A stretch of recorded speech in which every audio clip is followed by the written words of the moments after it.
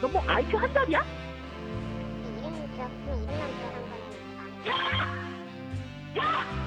내가 정말 널 죽였으면 좋겠다. 입이라고 그렇게 터졌다고 그냥 막 네 맘대로 그러고 떠서? 여러 의혹으로 살펴오고 있는데 혹시 입장에 변화는 없으실까요? 반포 아파트 관련해서 장남 위장 미용 논란되고 있는데 혹시 입장 말씀? 아드님 병역 특혜 의혹 관련해서 혹시 입장 있으실까요? 과거 불법 정치자금 수수 의혹 당시에 수사 무마 청탁 의혹 불거졌는데 입장 있으신가요? 여러 가지 의혹이 사실이 아닌 의혹들이 많은데 의혹이 사실은 아니잖아요. 김병기 민주당 원내대표를 둘러싼 특혜, 갑질 논란이 좀처럼 사그라들지 않고 있습니다. 최근에 그 대표님 둘러싼 논란대에서 내일 거취 표명도 하실 입장이실까요? 1억 이렇게 그 돈을 갖다가 받은 걸 지금 사무국장이 그렇게 보관하고 있었다는 거 아니고 일반인들이 이해하기는 쉽지 않은 얘기들이거든요. 강 의원님이 정말 그냥 아무 생각이 없었던 거죠. 김 시의원은 2021년 12월 서울 용산구 특급 호텔 카페에서 강 의원에게 현금 1억 원을 건넸고 이듬해인 2022년 가을쯤 강 의원의 전 보좌진을 통해 돈을 돌려받았다고 진술한 걸로 파악됐습니다. 혐의가 인정하십니까? 1억 원 전체 자금으로 쓰신 거 맞나요? 성실하게 사실대로 최선을 다해서 조사에 임했습니다. 이런 일로 국민께 심려를 끼쳐드린 점 다시 한번 진심으로 죄송합니다.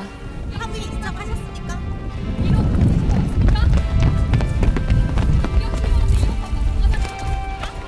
시민들이나 국민들한테 한마디 하실 말씀 없으세요? 미국에 있는 동안 강선 의원하고 접촉하셨나요?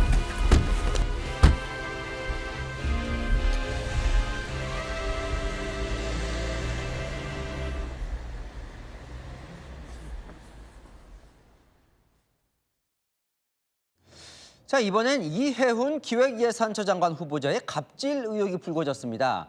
의원 시절에 20대였던 인턴 직원에게 폭언을 퍼붓는 녹취가 고스란히 공개가 됐는데요. 들어보시면 말문이 막힙니다. 최승현 기자입니다. 네가 판단하지 말라는 얘기를 내가 도대체 몇 번을 더 해야 알아듣니? 너 대한민국 말 못 알아들어? 국어 못하니? 이해훈 기획예산처 장관 후보자가 바른정당 소속 국회의원이던 지난 2017년 의원실 인턴 직원을 향해 소리를 지릅니다. 기사 검색해서 보고해라. 도대체 얼마나 더 얘기를 해야 네 머리에는 그게 이해가 되니? 너 뭐 IQ 한 달이야? 직원이 이 후보자가 언급된 기사를 검색하고 제대로 보고하지 않았다며 질책합니다. 도대체 몇 번을 더 얘기해야 알아듣니? 몇 번을. 말 알아들었니? 못 알아들었니? 답을 해라 제발. 너 지난번에도 며칠 전에도 내 했잖아. 직원이 해명하려 하지만 후보자는 말을 끊고 고성을 이어갑니다. 그냥 이름만 들어간 거는 그거 아니야? 야! 내가 정말 널 죽였으면 좋겠다. 입이라고 그렇게 터졌다고 그냥 막 네 맘대로 그러고 떠서? 판단하지 말라며 소리를 계속 지릅니다. 아, 이제 판단하지 마. 네 머리 갖고 판단해갖고는 안 돼. 네가 무슨 그게 머리라고 판단을 하니? 너 머리는 판단하는 머리 아니야. 너 판단하지 마. 내가 몇 번을 얘기 알아들어. 네가 무슨 판단을 해, 네가 무슨. 인턴은 보름 후 그만둔 것으로 확인됐습니다. 국민의힘은 이 후보자 관련 제보가 들어오고 있다며 송곳 검증에 들어갔습니다. 국회의원과 보좌관의 사이는 그냥 투명하다고 보시면 돼요. 국민적 감정의 분노 게이지를 굉장히 높일 거라고 생각합니다. 피해 직원은 채널A에 이 후보자 측에서 사과하고 싶다고 연락이 왔지만 받을 의향이 없다며 사과할 거면 당시 의원실에서 일하면서 상처받은 직원들에게 하라고 말했습니다. 또 한 명 정치권 이슈의 중심에 선 인물이 있습니다. 갑질, 폭언 논란에 휩싸인 이해훈 기획예산처 장관 후보자입니다. 저희가 취재를 해봤더니 이 후보자 과거에 했던 발언과 책에 직접 쓴 내용은 전혀 달랐습니다. 갑질은 일벌백계 해야 하고 근절해야 한다고 목소리를 높였더군요. 말과 행동 모두 달랐던 걸까요? 김세인 기자의 보도입니다. 지난 2017년 국회의원 시절 인턴 직원에게 폭언을 했다는 갑질 논란에 휩싸인 이해훈 기획예산처 장관 후보자. 같은 해 박찬주 전 육군대장 부인의 공감병 갑질 의혹이 불거지자 바른정당 대표였던 이 후보자는 강력한 처벌을 요구했습니다. 그런데 나라를 지키는 줄만 알고 있던 우리 자식들이 실상은 집요한 사고의 노예로 전락했다는 소식에 수많은 부모들이 지금 분노하고 있습니다. 관련자를 일벌백계 해야 할 것입니다. 지난 2014년 이 후보자가 써낸 책에는 자신이 정치를 하는 이유를 꼽았는데 힘센 사람의 특권과 반칙, 횡포를 막아내는 장치가 제대로 작동하는가가 선진국과 후진국을 가르는 기준이라며 힘이 없어 억울한 일 당하는 사람이 없는 세상을 만들려는 것이라고 밝혔습니다. 여당 내에서도 이 후보자를 향한 공개 사퇴 요구가 나오는 가운데 부동산 투기 의혹도 추가로 제기됐습니다. 주진우 국민의힘 의원은 지난 2000년 이 후보자의 배우자가 인천공항 개항을 앞두고 인천 중구에 한 토지를 매입했고 3배에 가까운 차익을 봤다고 주장했습니다. 이 후보자 측은 사실관계를 파악한 후 입장을 밝히겠다고 전했습니다. 이 정도면 뭐 여당도 우려가 좀 클 것 같은데요. 네, 걱정이 있는 거는 사실입니다. 특히 검증 초반부터 수위가 센 폭언 녹취가 나오면서 본격적인 청문회 과정에서 더 큰 게 터지면 어떡하냐는 건데요. 대통령이 지명한 지 나흘 만에 연이어 나온 공개 사퇴 요구와 우려들은 이런 기류가 반영된 겁니다. 그런데 당 지도부는 당내에 이 함구령을 내렸다면서요? 네, 조승래 사무총장이 개별 언급을 하지 말라면서 사실상 이해훈 함구령, 그것도 공개적으로 냈습니다. 이유를 들어봤는데요. 이 대통령의 인사권을 존중하자는 겁니다. 국민 통합 의미를 두고 어렵게 행사한 건데 어떻게 여당 의원들이 바로 사퇴를 요구하냐고요. 또 보수 인사를 전략적으로 영입했는데 의혹 터져 나온다고 바로 내치는 모습은 안 된다는 겁니다.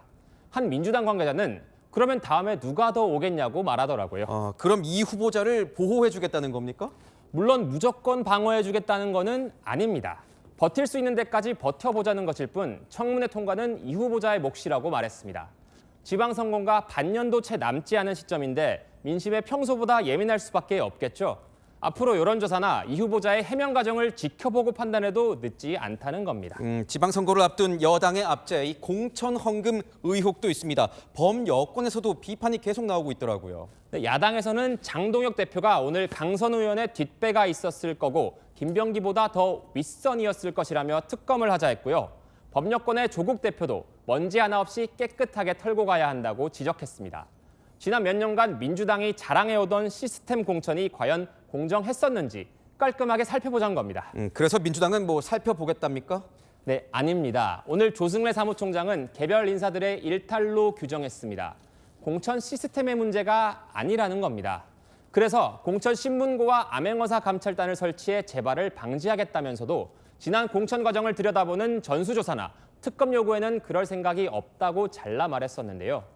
그런데 사실 과거에도 윤리신고센터, 당 재심위 같은 비슷한 조직이 있었거든요. 과연 얼마나 실효성이 있을지, 의혹을 축소하려는 게 아닌지 의문부호가 남는 것은 사실입니다. 6년 사이 재산이 110억 원 넘게 늘었어요. 어떻게 된 거예요? 일단 설명을 좀 해주시죠. 저희도 한번 따져봤습니다. 앞서 보신 것처럼요. 2020년에 60억 원대였는데 3배 가까이 늘어서 175억 원 정도가 됐습니다.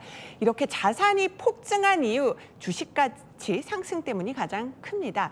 10년 전에요. 이 후보자 전 가족이 보유한 주식을 따져봤더니 4천만 원대에 불과했는데 올해 자료를 보니까 무려 120억이 넘더라고요.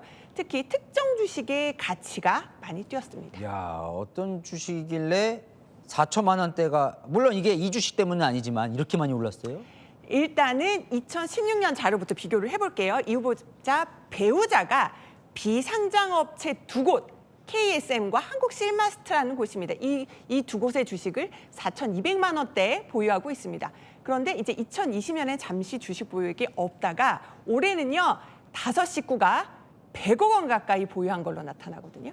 그래서 기획예산처 관계자에게 물어보니까 이 후보자 배우자의 숙부가 운영하는 가족회사라고 하더라고요. 그러니까 이 후보자가 국회의원 시절이 2017년쯤에 해당 주식이 이제 백지신탄으로 묶였다가 다시 풀렸다는 설명이었습니다. 아니, 아무리 그렇다 해도 어떻게 10년 전에 4천만 원대였던 주식이 100억 원 가까이 늘어날 수가 있습니까?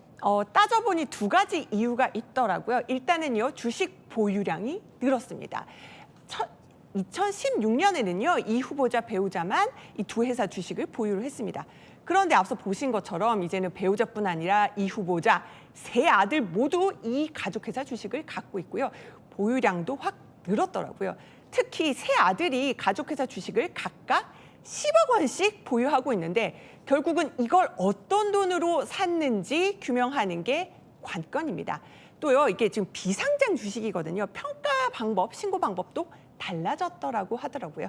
그러니까 인사혁신처 물어보니까 과거에는 비상장 주식을 신고할 때는 액면가로 신고했는데 이제는 시장 가치를 반영한 가액으로 신고하게 돼 있다고 하더라고요. 그러니까 청문회에서도 정말 재산 제대로 신고한 게 맞는지 또 어느 돈 주고 산 건지 이런 관련 질의가 이어질 걸로 보입니다. 주식 쪽 봤는데 부동산 쪽은 어때요? 부동산 가격도 워낙 주식이 많이 늘어나서 그렇지 적지 않게 뛰었습니다. 2016년에 부동산 가치가 27억 원이었는데 그때는 보면은 서초구 아파트 전세금 또 응봉동 상가 세 채가 있었거든요. 올해는요 48억 원이 됐습니다. 전세는 팔았고요. 자, 서울 서초구에 아주 유명 아파트 한 채 매입한 것으로 나타났습니다. 자, 그다음에 좀 사퇴한 이후에 사실 카메라 앞에 전혀 나타나지 않았던 김병기 전 원내대표가 갑자기 등장을 해서 입장을 밝혔습니다. 그러니까 김 의원 측근한테 물어보니 지금 김 의원도 굉장히 고심하고 심란해하면서 이번 출연을 결심했다고 하더라고요. 원내대표직 사퇴 일주일 만에 카메라 앞에 선 겁니다.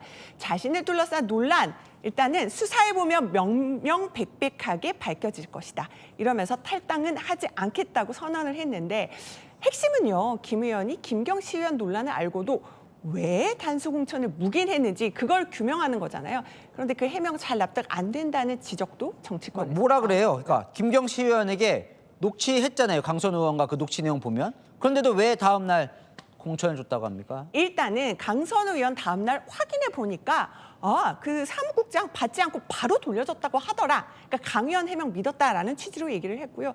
또 뭐 변호사 출신 전직 보좌관들도 법적으로는 문제가 없다고 해서 그렇게 했다라고 설명은 했습니다. 강선 의원이 그냥 돌려줬다고 하는 해명이라면 전화 녹취록에서 뭐 살려달라? 이렇게 말하는 건 왜 그런 거예요? 그러니까 바로 그 대목 때문에 김 의원 해명 완벽하게 납득은 안 간다. 의문이 남는다는 지적이 나오는 겁니다.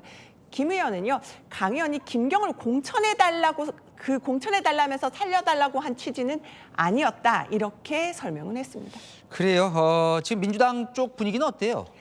일단 사태 불똥이 어디로 튈지 몰라서 계속 긴장하고 있는 분위기입니다. 정청래 대표는요, 오늘도 불미스러운 일 생기면 당대표 직권으로 비상징계하겠다. 이렇게 밝히면서 당내 기강 거듭 강조했습니다. 이해훈 후보자의 아들이 입시 스펙을 쌓기 위해서 엄마 찬스를 통해서 국회 인턴 활동을 했다는 의혹이 제기됐습니다. 주진우 국민의힘 의원은요. 자기 아들은 국회 인턴으로 입사 스펙을 쌓아주고 남의 아들은 국회 인턴으로 부리면서 모욕을 줬다라면서 맹비난을 했습니다. 자, 이해훈 후보자 측은 청탁을 한 적도 없다. 그리고 인턴 활동을 대학 입시에 활용하지 않았다라고 해명을 했습니다. 입시 특혜 의혹은 상당히 예민한 부분입니다. 이거는 국민 정서상 굉장히 받아들이기가 힘든 그런 사안이기도 하죠. 그렇습니다. 이 입시 특혜, 그러니까 뭐 어떤 갑질 의혹 이런 것과 함께 입시 특혜는 굉장히 국민 정서에 예민합니다. 왜냐하면 대한민국은 수능 시험으로 모두가 공정하게 대학을 가기 때문에 이런 과정에서 특혜가 있었다면 굉장히 부당하다고 느낄 수밖에 없습니다. 근데 여기서 문제는요. 이해훈 후보자의 해명이 조금 미심쩍습니다. 그러니까 주진우 의원이 공개한 여러 자료들을 보면 한 대학에 이해훈 후보자 아들이 자기소개서를 내는데 인턴 활동을 했다고 적시가 되어 있습니다. 그런데 이해훈 후보자의 해명에 따르면 이 자료는 인턴 경력은 입시에 활용하지 않았다 이렇게 일관되게 주장을 하고 있습니다. 그러면 그 대학 입시 지원서에 있는 그 내용은 어떻게 설명할 수 있겠습니까? 저는 이해훈 후보자가 이 고비를 넘기기 위해 조금 손바닥으로 하늘을 가리려 하는 게 아닌가 이런 생각이 듭니다. 청문회 어떨 것 같으세요? 뭐 청문회에서 잘못된 점이 있으면 사실 이제 그런 언론적인 얘기 말고 잘 될 것 같습니다. 네, 잘 될 것 같아요. 청문회에서 하여튼 송곳 검증을 지금 노리고는 있는데 저는 그런 것들이 지금 이 논란들이 너무 많아서 이틀 청문회 지금 뭐 요청하신다고 하는데 이틀만 해도 이게 다 해소될 수 있을지 저는 궁금하네요. 뭐 이틀 청문회가 지금까지 뭐 있었던 적이 있었나 싶어요. 아마 그냥 하루 하고 이제 끝날 것 같은데 아마도 지금 여러 논란들이 있으니까 이해훈 후보자가 본인이 가지고 있는 뭐 의혹들을 확실하게 국민들한테 소명하는 것이 무엇보다 중요하다 이렇게 네. 좀 생각을 합니다. 알겠습니다. 저는 아까 강성필 대변인이 한 말, 아니 어차피 국민의힘 의원 시절에 있었던 일 이제 와서 등 돌렸다고 넘어가는 거 아니냐, 그 말이 또 귀에 남습니다. 알겠습니다. 김병기 의원 관련해서 여러 의혹이 터지고 있는데 오늘은요, 이 차남의 대학 편입 의혹을 좀 살펴보려고 하는데 거기에 지금 김 의원이 관여했다는 주장이 계속 나오고 있는 거예요. 그렇습니다. 김 의원의 전직 보좌관이요, 지난해 11월에 동작서에서 참고인 조사를 받았습니다. 이 보좌진의 진술서를 보면요, 김 의원이 차남 편입 과정에 어떻게 개입했는지 구체적 정황이 드러납니다. 대학 선정부터 편입 위한 스펙 쌓기 위해서 어떻게 취업을 했는지, 또 진학하기까지 모든 단계마다 김 의원이 관여했다라는 게 전 보좌진의 주장입니다. 자, 전 보좌진의 이제 주장이라는 걸 감안하고 살펴봅시다. 어떻게 편입했는지 처음부터 살펴볼까요? 먼저 김 의원 차남이요, 미국의 주립대를 다니다가 국내 대학 편입을 희망을 했다고 합니다. 그런데 2021년 11월쯤에요, 김 의원이 토익 점수 없어도 편입 가능한 대학을 찾으라 이렇게 지시했다는 게 전 보좌진의 진술입니다. 토익 보고 편입학원 다니게 하라는 의원실 직원들의 조언도 소용이 없었다고 주장을 하고 있습니다. 토익 점수 없어도 편입 가능한 대학, 결국은 이제 숭실대에 들어간 건데 이 동작구 자기 지역구라 해서 이게 좀 논란이었잖아요. 맞습니다. 그런데 숭실대가요, 김 의원 지역구인 동작갑과 이웃한 바로 옆입니다. 서울 동작을에 있습니다. 진술서에 따르면요, 김 의원 차남이 이 숭실대뿐만 아니라 2021년 말쯤에 인천 송도 글로벌 캠퍼스에 있는 해외 대학 면접도 봤는데 입학이 이제 불발이 됐다고 합니다. 그러던 와중에 기업체 직원이 10달 이상 근무를 하면 정원외로 입학할 수 있는 이 계약학과, 그러니까 숭실대 계약학과가 있다라는 그 존재를 알게 됐다는 거죠. 계약학과에 진학하면 외국어 시험 성적도 낼 필요가 없습니다. 자, 그런데 이 숭실대 그 편입 과정에서도 뭐 김병기 의원이 개입했다, 이게 지금 주장인 거죠. 자, 전 보좌진은요, 경찰에서 이렇게 진술을 했습니다. 김 의원이요, 자, 2021년 11월에 이제 숭실대를 방문해서 당시에 총장 등을 만나서 차남 편입 얘기를 꺼냈다고 하고요. 그리고 이듬해 4월에 전 보좌진과 동작구 의원이 숭실대를 찾아가서 또 입시 자료를 받아왔다고 합니다. 자, 이 계약학과 들어가려면 아까 기업에 최소 10달 이상 근무를 해야 한다고 했잖아요. 그 기업에 들어가는 과정도 또 진술을 했어요. 그 과정도 전 보좌진이요, 진술을 했습니다. 김 의원이 중소기업 대표와 직접 통화하는 걸 들었다면서 경찰에 이렇게 진술을 했습니다. 2022년 4월입니다. 김 의원이 중소기업 대표에게 자, 아들 최저시급만 주면 됩니다. 제가 은혜를 갚겠습니다. 라고 말을 했다는 겁니다. 이걸 직접 들었다는 거고요. 그리고 김 의원 차남이 그 직후에 이 업체에 취업을 하고요.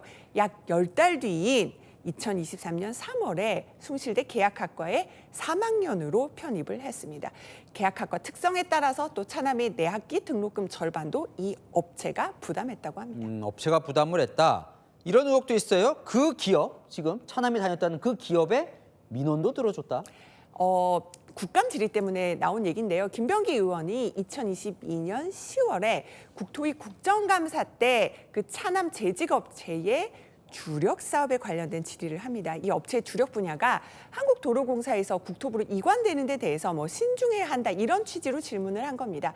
전 보좌진은요, 이 김 의원이 이 업체에 도움을 주려는 취지로 국감에 질의를 했다, 이런 뜻으로 경찰에 진술을 했습니다. 자, 이게 전직 보좌진들의 진술 저희가 쫙 종합해서 스토리를 이제 다 살펴봤는데 김병기 의원 뭐라 그래요? 일단은 차남 편입 특혜 의혹이 불거진 게 사실 지난해 9월이거든요. 일부 해명을 한 바가 있습니다. 먼저 아들은요, 자기가 알아본 게 아니라 채용 사이트를 통해서 중소기업에 공채로 입사했다, 이렇게 지난해 9월에 밝혔었고요. 또 업체의 주력 사업과 관련해서 국감에 질의한 것은 다른 의원들도 지적한 사안이다, 이렇게 반박을 했었습니다. 나머지 의혹 계속 불거지고 있는데 김 의원 측은요, 오늘도 대부분이 사실 무근이라고 밝혔습니다. 서울경찰청이 이 의혹 수사에 들어간 만큼 그 결과를 지켜봐야겠습니다. 이혜훈 후보자 이 재산 얘기를 좀 해볼까 합니다. 사실 좀 복잡해요. 네. 예, 이게 사실 쉽지 않은 일반인들은 좀 그런 내용들인데 그러다 보니까 좀 아슬아슬한 말도 나오고요. 일단은 이 후보자 가족 이번에 공개된 재산 175억 원에 달합니다. 부동산, 주식, 차량까지 구성도 아주 다양한데요. 그런데 정치권에선 이 후보자가 뭔가 아슬아슬한 재테크로 재산을 불렸다는 평가가 나오고 있습니다. 심지어 오늘 가장 논란이 되는 건 청약 얘기인데 결국 부동산 얘기예요? 뭐가 아슬아슬한 거예요? 일단 이 후보자 남편이 2년 전에 굉장히 로또 청약으로 관심받았던 서울 반포 54평 아파트 청약이 당첨이 됩니다. 당시 분양가가 36억대인데 현 시세 80억에서 90억 원대로 이제 추산이 됩니다. 이 74점 턱걸이로 당첨된 것으로 보이는데 그러려면 부양가족 수가 최소 4명이 되어야 하거든요. 그런데 장남을 부양가족으로 넣었냐가 논란의 핵심입니다. 그리고 이제 장남이 이제 논란의 핵심인 건데 정확히 좀 쉽게 설명을 해주시죠. 자, 자녀를 부양가족에 올리려면 조건이 있습니다. 미혼이어야 되고요. 부모와 같은 주소에 같이 살아야 한다는 건데요. 그런데 장남은요. 2023년 12월에 결혼식을 올렸습니다. 그런데 2024년 7월에 이 후보자 남편이 청약을 할 때 미혼이 아니었다는 얘기죠. 당첨 이후에야 혼인신고를 하는데요. 그래서 야당이 위장 미혼이라고 비판을 하는 상황입니다. 그래서 좀 미혼이라는 게 논란이 되는 거고. 두 번째, 같은 주소에 거주한 건 맞아요? 자, 이 후보자 장남은 2023년부터 세종에서 직장을 다녔고요. 또 결혼 직후인 2024년 1월 용산 아파트를 전세로 계약을 합니다. 그러니까 이 후보자 부부와 함께 거주한 게 맞냐 이런 의심이 든다는 겁니다. 그러니까 세종에서 직장을 다니는데 집은 또 용산이고 근데 어떻게 반포에 사냐 이런 거군요. 자, 이 후보자는 뭐라 그래요? 네, 충분히 제가 한번 해명을 전해드리겠습니다. 불법 부당한 일은 없었다. 청문회에서 소명하겠다. 오늘 아침에도 밝혔고요. 오늘 저희가 그 청문회 준비단에 물었을 때도 그런 답변이 돌아왔습니다. 그리고요. 다른 언론에 자세히 내놓은 해명을 또 소개를 해드리겠습니다. 평일에 장남은 세종에 직장이잖아요. 세종에 있고 며느리는 용산 친혼집에 살고 주말엔 장남 부부가 이 후보자 부부 집에서 함께 지냈다는 겁니다. 그러니까 문서상으로도 문제가 없다는 겁니다. 다만 야당은 부전 청약 당첨을 취소하고 수사받아야 한다 이렇게 목소리를 높이고 있죠. 법조계 관계자한테는 물어보니까요. 혼인신고 여부보다는 혼인생활 진짜 했는지로 미혼 여부를 판단한다고는 하더라고요. 자, 부동산 말고 또 아슬아슬한 재테크는 또 있습니다. 그래요, 뭘까요? 일단은 바로 가족 간 무이자 돈거래입니다. 세무자들한테 물어보니까요. 요즘 고액 자산가들이 증여서 회피할 수 있는 수단으로 재테크 수법으로 각광을 받고 있다고 하더라고요. 지금 보여드리는 게 이제 이 후보자가 2024년 6월에 시어머니에게 2억 원 무이자로 빌리면서 쓴 차용증입니다. 보통 세법상 이제 친족끼리 돈 빌릴 때 연 4.6% 이율 적용해서 이자가 1,000만 원 넘지 않으면 세금 안 내도 됩니다. 근데 2억 원 빌려주면 이자가 한 900만 원 좀 넘으니까요. 세금 안 내고 빌려줄 수 있는 거의 최대 한도입니다. 그러니까 실제로 지금 이 후보자 차용증을 보면은 언제까지 갚겠다가 써 있거든요. 아직 갚는 기한 남아 있기 때문에 빌리고 돈 갚는다면 문제가 없습니다. 다만 이제 세무 전문가들 물어보니까요. 요즘 뭐 약 2억 원 정도 빌려주고 실제로 상환했는지 국세청이 확인 못하는 경우도 많다고 하더라고요. 그래요? 뭐 어제 차태크도 사실 논란이 됐잖아요. 어제 저희가 단독 보도해드렸죠. 자신이 타던 차량을 정치 후원금 내고 의정용 차량으로 더 비싸게 구입을 하고요. 반대로 의원할 때 타던 의정용 차량 또 개인용으로 다시 구입할 땐 더 싸게 샀다는 의혹을 전해드렸는데 다른 의원들이 이런 반응을 보이더라고요. 의정용 차량은 보통 리스를 하는데 차태크는 좀 염치 없는 것 같다고요. 예, 뭐 여러 가지로 어쨌건 좀 재테크를 한 걸로 보이는데 좀 어떻게 될 것 같아요? 이 후보자 모든 논란 오늘 거듭 강조했습니다. 청문회에서 소명한다고 했습니다. 그 소명이 얼마나 이제 호소력이 있는지 봐야 될 것 같고요. 다만 이제 지금 쏟아지는 의혹 보면서 과거 공정과 정의를 강조했던 이 후보자 발언과 배치된다는 지적도 나오고 있습니다. 자, 서 팀장. 강선우 의원의 전 보좌관 아직도 경찰 조사가 이어지고 있는데 이유가 있습니까? 다음 주 화요일입니다. 강선우 의원의 출석을 앞두고 경찰에선 막바지 혐의 다지기를 하는 걸로 해석할 수 있습니다. 이 수사의 핵심은요. 김경 서울시 의원이 2022년 한 카페에서 1억 원을 실제로 줬는지 그때 어떤 제안이 오갔는지를 밝히는 건데요. 세 사람의 주장이 엇갈립니다. 각자 유리한 입장을 내놓고 있는 그야말로 각자 도생입니다. 우선 돈을 줬냐 안 줬냐 이 세 사람의 주장 어떻게 엇갈리고 있습니까? 먼저 강선우 의원 주장부터 살펴보겠습니다. 돈을 받은 것도 전 보좌관의 보고로 뒤늦게 알았다고 주장합니다. 금품 수수 정황을 아예 몰랐다는 겁니다. 오늘 소환된 전 보좌관은 쇼핑백을 옮겨 실은 적은 있지만 그게 돈일 줄 몰랐다고요. 그런데 김씨 의원은 1억 액수까지 강선우 의원 측에서 정했다. 진술을 한 걸로 알려졌습니다. 또 1억 원을 강선우 의원과 전 보좌관이 셋이 함께 있는 자리에서 줬다는 주장도 했다고 합니다. 만약 돈을 줬다면 네. 결국 이 공천 대가인지가 가장 중요할 텐데 여기에 대해선 주장이 어떻게 좀 다릅니까? 일단 경찰이 확보한 김경시 의원 진술을 살펴보면 돈 얘기를 할 때도 공천은 언급하지 않았다 주장한 걸로 알려집니다. 강선우 측이 돈이 필요한 사정을 이야기해서 줬다는 취지입니다. 반면 강선우 의원 측은 최초 녹음 파일이 공개된 직후 자신은 돈을 요구하지도 지시하지도 않았다는 상반된 입장을 내놓고 있습니다. 그러니까 돈은 줬지만 공천 언급은 안 했다. 왜 이런 주장을 하는 걸까요? 단정할 수는 없지만 향후 방어 논리를 세우기 위한 그런 것 아니냐 이런 분석이 나옵니다. 경찰이 발부받은 세 사람의 압수수색 영장에는요. 뇌물 혐의도 들어가 있습니다.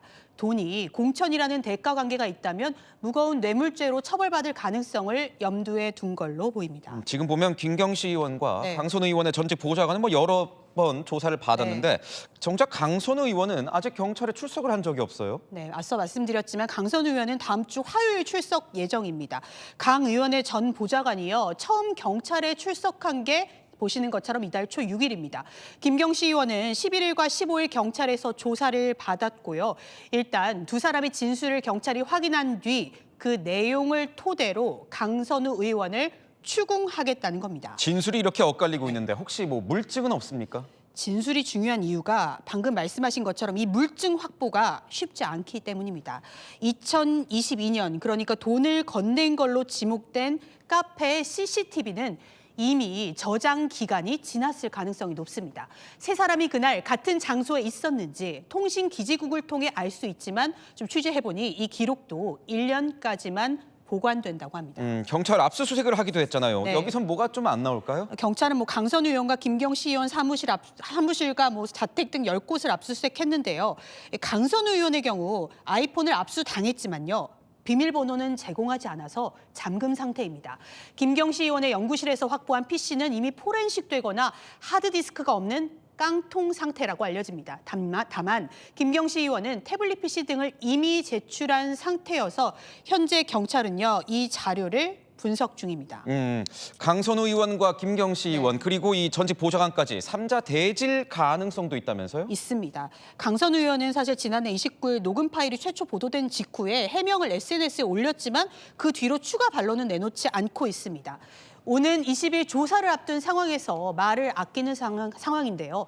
세 사람이 서로 자신의 방어 논리를 구축하면서 엇갈린 입장인 만큼 3자 대질 가능성도 점쳐지고 있습니다. 자, 뭔가 이 공천헌금 의혹과 관련해서 좀 더 구체적인 것들이 이제 진술이 나오고 있는데 1억 원을 줬다는 장소가 나왔어요. 네, 맞습니다. 이 강선우 의원과 전 보좌관, 김경 서울시의원 세 사람이 만났다는 장소가 특정이 됐습니다. 서울 용산구에 있는 하얏트 호텔 2층 카페인데요. 돈을 건넸다며 자수서를 낸 김 시의원이 경찰 조사 과정에서 지난 2021년 12월 강 의원에게 돈을 건넨 장소라고 지목한 곳입니다. 자, 그 카페에서 뭐라고 했는지도 지금 경찰이 뭔가 진술을 확보한 거죠? 네, 맞습니다. 김 시의원이 이 자리에서 현금 1억 원이 든 쇼핑백을 들고 왔다고 하고요. 이 쇼핑백을 강 의원에게 직접 건네자 강 의원이 뭘 이런 걸 다 하라고 얘기한 걸 기억한다고 진술한 걸로 알려졌습니다. 이 진술이 사실이라면 김병기 의원과의 대화에서 전 보좌관의 보고를 받고서야 돈을 받은 사실을 알았다고 했었던 강 의원의 설명과는 배치되는 정황인 거죠. 자, 좀 더 나가서 그 1억 원을 어디에 쓴 건지도 뭔가 진술이 나왔어요. 네, 맞습니다. 경찰은 1억 원의 사용처에 관한 관련자의 의미 있는 진술도 확보한 걸로 전해졌습니다. 김 시의원이 경찰 조사에서 호텔에 동석했었던 강 의원 전 보좌관에게서 강 의원이 1억 원의 전세 자금으로 썼다고 말하는 걸 들었다고 진술한 걸로 알려지는데요. 경찰도 어제 강선우 의원 밤샘 조사에서 1억 원의 사용처에 대해 집중 추궁한 걸로 전해집니다. 진술이 있었는데 실제로 좀 살펴보니까 강 의원이 그 회동 호텔에서 만난 몇 달 뒤에 전셋집을 계약을 했다면서요? 네, 맞습니다. 저희가 직접 이제 강 의원의 아파트 전세 계약서 내용을 알아봤는데요. 계약서에는 2022년 3월에 계약금으로 1억 1천만 원이 지불된 걸로 표기돼 있습니다. 호텔 회동에서 약 3개월 뒤 시점에서 1억 원과 비슷한 액수가 계약금으로 치러진 건데요.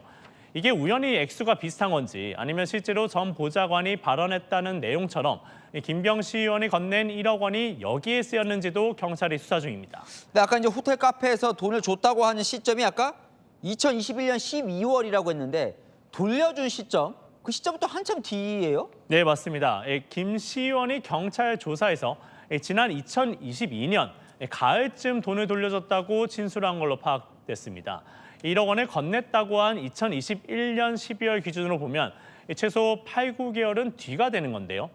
김 시의원도 공천과 지방선거가 끝나고 돈을 돌려받아서 의아했다고 진술한 걸로 알려졌습니다. 네, 근데 강 의원은요, 즉각 보좌관에게 돌려주라고 지시했다 이렇게 말을 안 했었나요?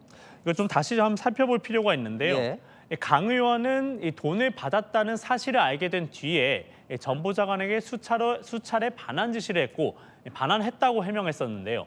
김 시의원 진술대로라면 상당한 시간이 흐른 뒤에 돌려준 정황인 건데 경찰은 강 의원이 이 돈의 문제 소지 등을 인지하자 뒤늦게 반환하면서 수습에 나선 건 아닌 것인지 의심하고 있습니다.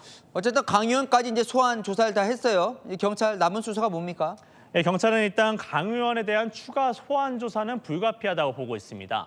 강 의원과 전 보좌관, 김병 시의원의 3자 대제 신문 가능성도 있는데요. 경찰은 강 의원에 대한 구속영장 신청 가능성도 열어놓고 있습니다.